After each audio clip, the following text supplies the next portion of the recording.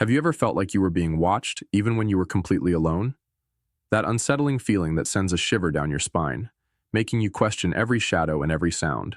Today's story takes us deep into the heart of an abandoned asylum, where shadows seem to move on their own, and whispers echo through the empty halls. This is not just a story.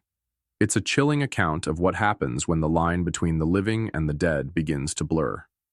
The Blackwood Asylum, located on the outskirts of a small, forgotten town, has been abandoned for over 50 years.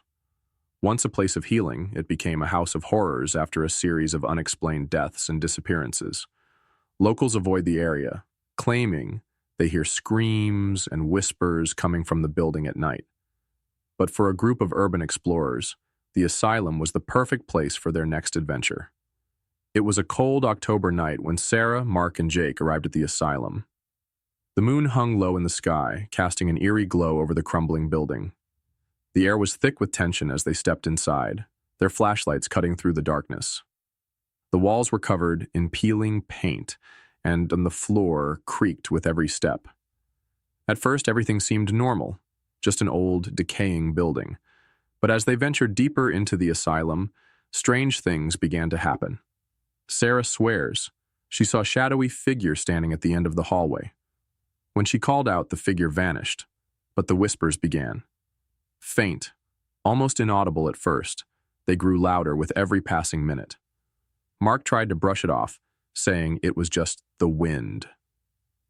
But Jake, the most skeptical of the group, couldn't shake the feeling that they weren't alone.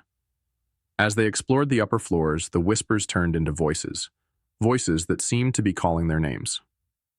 Suddenly, a blood-curdling scream echoed through the halls. The group froze, their hearts pounding in their chests. The scream came from the direction of the staircase, but when they turned to look, there was nothing there. Panic set in as they realized the doors they had entered through were now locked.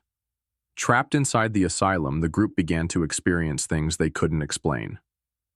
Sarah saw the shadowy figure again, this time closer. Its eyes glowed in the darkness, and its voice was a low, guttural growl. Mark's flashlight began to flicker, and Jake swore he felt something brush against his arm. As the night wore on, the whispers grew louder, more insistent.